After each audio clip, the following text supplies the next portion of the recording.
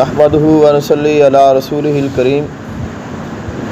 اعوذ باللہ من الشیطان الرجیم بسم اللہ الرحمن الرحیم الصلاۃ والسلام علیک یا سیدی یا رسول اللہ وعلی آلک واصحابک واہل بیتک یا سیدی یا نور اللہ۔ محترم حاضرین، اللہ تعالیٰ نے قرآن مجید فرقان حمید میں ارشاد فرمایا، لا اقسم بهذا البلد وانت حل بهذا البلد۔ اے میرے محبوب علیہ السلام، مجھے تمہارے شہر کی قسم ہے، شہر مکہ کی قسم ہے۔ تو فرمایا میں اس کی کبھی بھی قسم نہ اٹھاتا مگر چونکہ آپ اس میں رہ رہے ہیں تو آپ کی وجہ سے میں اس شہر کی قسم اٹھاتا ہوں۔ حضور آقا دو عالم صلی اللہ علیہ وآلہ وسلم سے جس چیز کی نسبت ہو جاتی ہے وہ چیز اللہ تعالیٰ کی بارگاہ میں محبوب بن جاتی ہے۔ مدینہ منورہ حضور آقا دو عالم صلی اللہ علیہ وآلہ وسلم کا شہر مبارک ہے۔ وہیں پہ آقا علیہ السلام کا روضہ اطہر ہے، وہیں پہ مسجد نبوی شریف ہے۔ وہ ایسی جگہ ہے جہاں پر ایک نیکی کرنے کا 50,000 گنا زیادہ اجر و ثواب ادا کیا جاتا ہے۔ شہر مدینہ کے بہت زیادہ فضائل ہیں، اور اس سے پہلے آپ یہ سنیں کہ جب حضرت امام حسین علیہ السلام کو شہید کر دیا گیا تو اس کے بعد انہوں نے پھر اہل مدینہ کے ساتھ کیا کیا، نبی پاک صلی اللہ علیہ وآلہ وسلم کی مسجد کی کس طرح بے ادبی اور گستاخی کی۔ صحابہ کرام علیہم رضوان جو اس وقت وہاں پہ موجود تھے ان کے ساتھ انہوں نے کیا کچھ کیا، تو آپ کو اندازہ ہوگا کہ یہ یزید کتنا ظالم تھا، اور ان لوگوں نے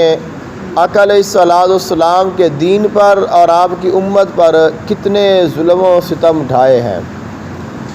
امام جلال الدین سیوطی رحمۃ اللہ علیہ ایک بہت بڑا نام ہے علماء کرام میں، انہوں نے ایک کتاب لکھی ہے جس کا نام ہے تاریخ الخلفاء، اور اس میں وہ لکھتے ہیں کہ یزید نے جب امام حسین علیہ السلام کو شہید کر دیا گیا تو اہل مکہ اور مدینہ نے اعلانیہ طور پر یزید کی بیعت کو توڑنا شروع کر دیا۔ پھر اس نے دوبارہ لوگوں کو بھیجا کہ تم جاؤ اور وہاں کے لوگوں کو میری بیعت پر اکساؤ اور ان سے میری بیعت لو۔ تو اس نے مدینہ پاک میں اپنے چچا زاد بھائی عثمان ابن محمد ابن ابی سفیان اسے مدینہ منورہ روانہ کیا اور وہاں کا اس کو گورنر بنایا، اور یہ وہاں پہ پہنچا۔ وہاں سے لوگوں نے جو وہاں پہ لوگ تھے ان سے بات چیت کی اور انہیں کہا کہ یزید بہت اچھا ہے، بڑا نیک ہے، لہذا تم اس کے ساتھ اپنی بیعت کو قائم رکھو۔ اور پھر اس نے کہا اگر تمہیں یقین نہیں ہے تو تم اپنے چند لوگ وہاں کوفہ میں بھیجو اور خود جا کر دیکھ لو کہ یزید کیسا شخص ہے۔ تو یہ جو وفد ہے یہ وہاں پہ گیا اور انہوں نے یزید کو دیکھا، یزید کے ساتھ ملاقات کی، اور یہ لوگ جب واپس آئے تو اس وفد کے جو قائد ہیں ان کا نام تھا حضرت حنظلہ رضی اللہ تعالی عنہ۔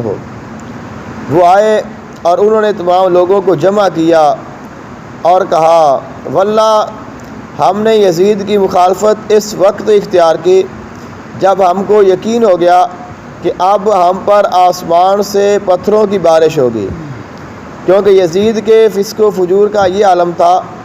کہ لوگ اپنی ماں بہنوں اور بیٹیوں سے نکاح کر رہے تھے، شرابیں عام طور سے پی جا رہی تھیں، اور لوگوں نے نماز ترک کر دی تھی۔ اور اسی وفد کے ایک رکن ہے منذر بن زبیر، انہوں نے بھی قسم اٹھائی اور قسم اٹھا کر کہا کہ مجھ کو یزید نے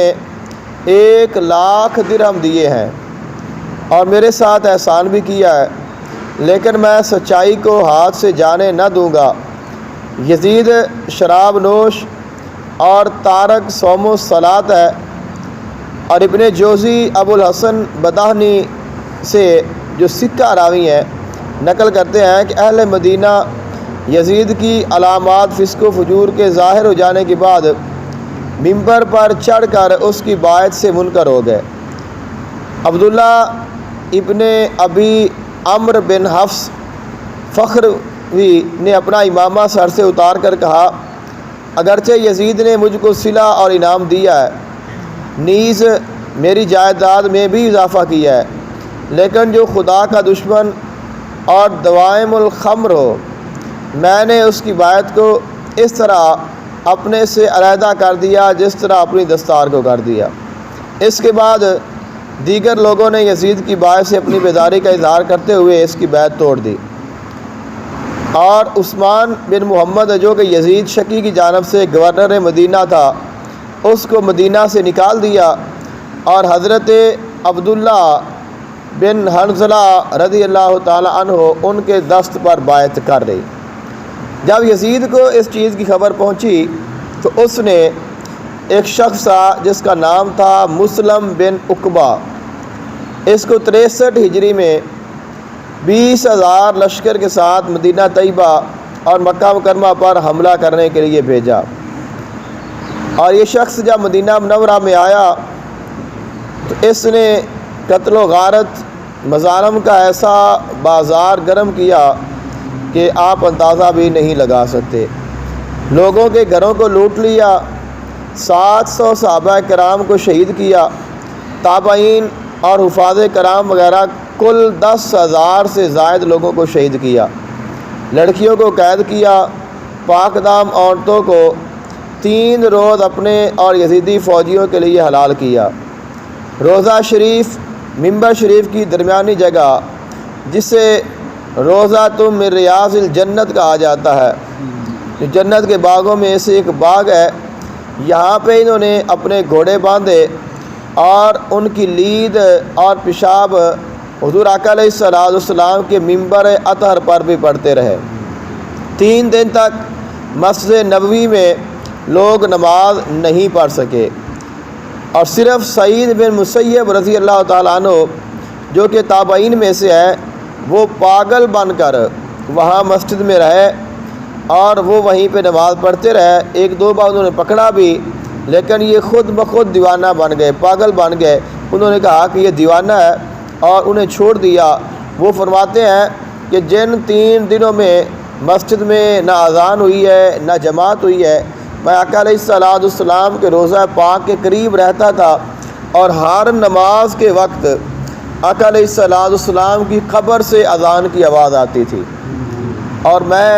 اس اذان کو سنتا تھا، اور اسی اذان پر ہی میں جو اپنی نمازیں ہیں وہ ادا کرتا تھا۔ اب اس کے بعد ان لوگوں نے کیا کیا؟ ابن جوزی نے ایسے سند کے ساتھ جو حضرت سعید بن مسیب رضی اللہ تعالیٰ عنہ سے نقل ہے بیان فرماتے ہیں، انہوں نے کہا کہ حرہ کی راتوں میں، یعنی یہ جو واقعہ ہے اس کو واقعہ حرہ بھی کہا جاتا ہے۔ اور جب یہ لوگ وہاں پہ آئے تو انہوں نے صحابہ کرام علیہم رضوان میں سے ایک عظیم نام ہے حضرت سیدنا ابو سعید خدری رضی اللہ تعالی عنہ، جو آقا علیہ السلام کے جلیل القدر صحابی ہیں،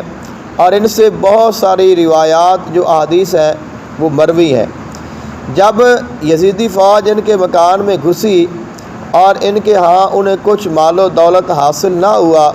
تو انہوں نے آپ کی داڑھی کے سارے بال اکھاڑ دیے، اور اس طرح انہوں نے ایک نوجوان لڑکا گھر میں تھا اور اسے گھر سے پکڑا،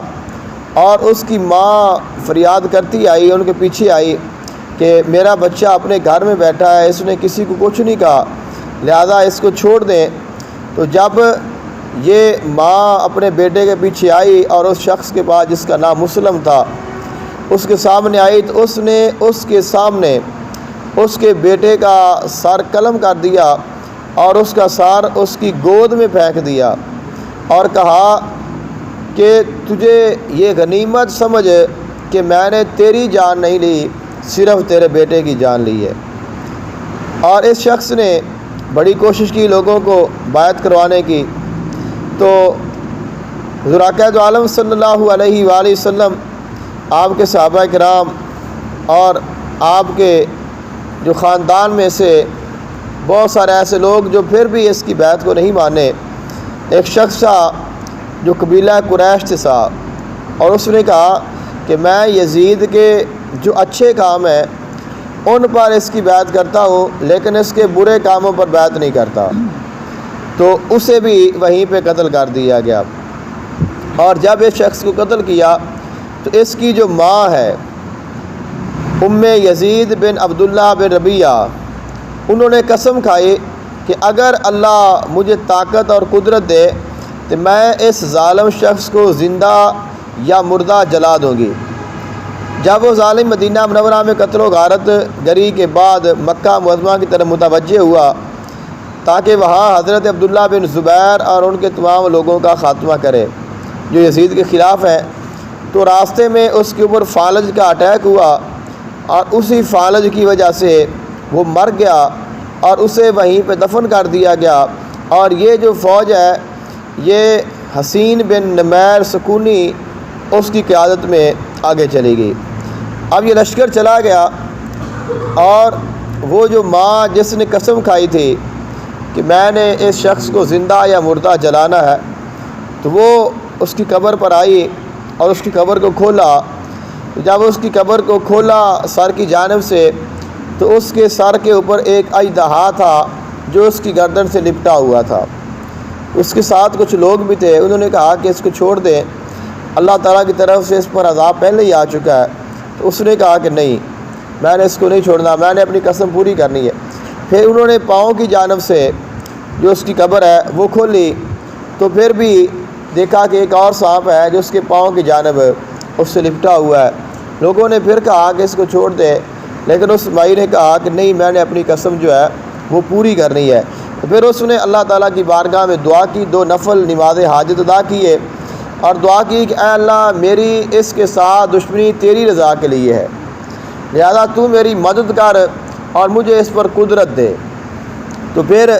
وہ مائی صاحب آگے گئی اور ان کے پاس ایک لکڑی تھی اور انہوں نے اس اژدہے کے دم پہ لگائی، وہ سر والا بھی سائڈ پہ ہو گیا اور پاؤں والا بھی، اور انہوں نے اس کو نکالا اور نکال کر اس کو جلا دیا۔ اور جذب القلوب میں ہے کہ اس شخص کا نام تو تھا مسلم، اور اس کی موت محرم کی چاند رات 64 ہجری کو ہوئی ہے، اور اس کے بعد تمام لوگوں نے اور تاریخ نے اس کا نام مصرف رکھ دیا ہے۔ مسلم کا معنی تو مسلمان ہوتا ہے، سلامتی والا ہوتا ہے، لیکن اس نے اتنے ظلم کیے ہیں اور اتنا فساد برپا کیا ہے کہ اس کا جو نام ہے وہ مصرف رکھ دیا گیا ہے۔ حضور اقدس عالم صلی اللہ علیہ وآلہ وسلم آپ کے شہر کے ساتھ ان لوگوں نے یہ کام کیا ہے۔ اور اب آپ فضیلت سنیں آقا علیہ الصلوۃ والسلام کے شہر کی فضیلت کیا ہے۔ حضور اقدس عالم صلی اللہ علیہ وآلہ وسلم نے ارشاد فرمایا جو شخص اہل مدینہ سے مکر کرے، فریب کرے یا جنگ کرے تو وہ اس طرح پگھل جائے گا جیسے نمک پانی میں پگھل جاتا ہے، اور یہ بخاری شریف کی حدیث ہے۔ آقا علیہ الصلوۃ والسلام کا ایک اور فرمان، آپ علیہ الصلوۃ والسلام نے فرمایا جو مدینہ منورہ والوں کے ساتھ برائی کا ارادہ کرے، برائی کرنا اور ہے، برائی کا ارادہ کرنا اور ہے، فرمایا جو برائی کا ارادہ کرے اللہ تعالیٰ اس کو دوزخ کی آگ میں رانگے کی طرح پگھلائے گا، اور یہ حدیث پاک مسلم شریف میں موجود ہے۔ ایک اور آقا علیہ الصلوۃ والسلام کا فرمان، آقا علیہ الصلوۃ والسلام نے ارشاد فرمایا جس نے اہل مدینہ کو اپنے ظلم سے خوف زدہ کیا، خدا تعالیٰ اسے خوف میں مبتلا کرے گا، اور اس پر اللہ تعالیٰ، فرشتے اور سب لوگوں کی لعنت ہے، اور قیامت کے دن اللہ تعالیٰ نہ اس کی فرض عبادت قبول فرمائے گا اور نہ ہی کوئی اس کی نفل عبادت قبول کی جائے گی۔ دعا ہے اللہ تعالیٰ عمل کی توفیق عطا فرمائے، افضل کرے اللہ